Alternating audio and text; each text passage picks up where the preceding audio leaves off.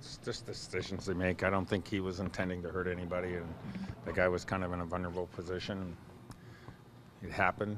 He, was, I guess, a repeat offender from last year, and the guy left the game. So they come to their conclusions. We have to live with it. He has to live with it, and that's part of being in this league and doing the things we have to do. So that's part of it. It's been a pretty tough stretch for him this last week or so.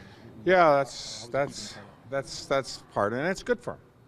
These are good lessons. These are good things to go through. He's going through some adversity, and he's dealing with it. And as he's dealing with this and going through it, the idea is that he's going to be that much stronger and mentally stronger, and he's going to be good for the next person that comes along, that he can relay on positive influence and tell them his experiences. And so we're hoping that leadership is going to spell off back onto the next guy who needs that message. I guess it's a fine line, but you want him playing aggressively. It seems Nazem plays his best hockey when he plays on that edge.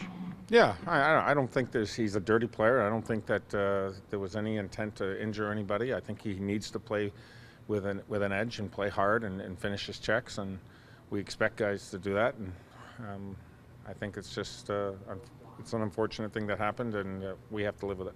Any update on Holland? Yeah, he's not going to be available for here. I don't expect on Saturday. I'm hoping that we're shooting for Monday. There's no for sure. Sorry, have you decided on your call-up then for tomorrow? Well, it's obviously it's going to come down between McKegg and Carrick, and probably leaning towards Carrick at this point. How would you like to see your team come out and start games as opposed to the way it's been going? Really well. It's 10 out of the last 15 games. We've been down and after the first period, and that's the message right there. And there's chasing games from behind is no way to continue with the consistency you want. Teams tend to open up and try to get that wide open style, and we want to work for our opportunities. We're going to get tons of them if you're working. And the team sometimes, gets defensive, and so it changes the way things go. We just want to make sure that we're taking care of our business. We talk about that a lot. I don't think it's sunk in the way we want it to sink in, and so we talked about it again today. We talked about it, we showed it, we addressed it. It has to come in and sink in, and so I think the guys know. And starts of games are won in the first period at times. So. And when you're down occasionally, you can come back and win those games, and that shows the team leadership and that shows that character. But too many times for us. Is it mindset, do you think, coming in? Definitely. It's a mental thing. There's no question.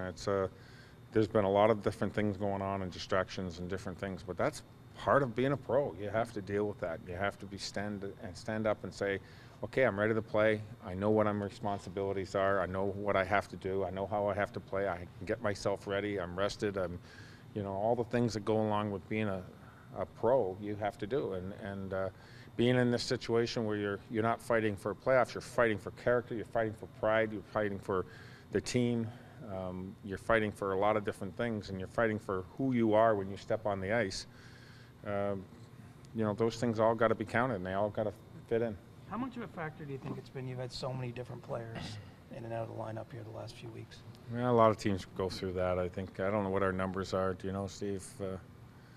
I've been on teams where there's been high numbers. I mean, over 50, 60 players. And, you don't want to see that. But that's where the core holds it together, And I know it's tough in this situation because a lot of guys have left that were here for, 2/3 of the season. And but, we all get tested. And, answering the bell and response in the right, proper way is important. And I guess, Peter, for guys like Andrew McWilliam and the others, Sam Carrick, who are getting this opportunity, the boy, oh boy, coming to camp next September, they've got to step up. Yeah, I think that McWilliam last game I thought was physical and he was engaged, and I thought it was a real positive game for him. I was pleased with that. We're pleased with Brewer's game has really come on. I mean, he stepped back up into that leadership role. You could see why he's such a veteran. His first two games were a little off. You could see his games wasn't there, and he hadn't played a lot of games this year because of the injury and being traded and where he was. But he's really stepped up. That leadership has been positive. Happy with that. McWilliam, happy with that. There's parts of people's games that are improving and guys that need to continue to stay on board with their game. And we need to keep pushing. What type of challenge does San Jose present, especially with their size? Well, they seem to be right now they play exceptionally well and they off, and I'm sure that they're running through that roller coaster a little bit. But I look at their team; they're very dangerous. They got anytime you got Thornton and Pavelski, and those guys are so smart, and the size of Thornton, the way this playmaking ability, and Couture is just such a dynamic young player, and they do things so well. I think they're well coached. I think Todd does a great job with that, and we look at them and it makes you realize how ready we have to be.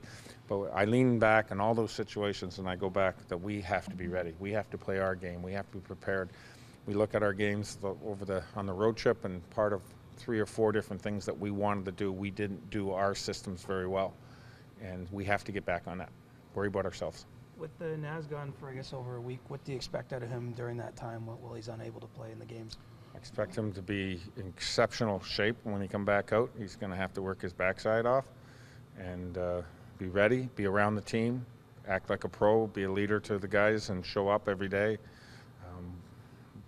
That's all, what he can do is be that leader, show up, work hard, and he has to keep his game, conditioning off the ice is going to have to be exceptional because, you lose that game shape part. So I don't think in 4 games he's going to lose that much. So, but he does have to train hard.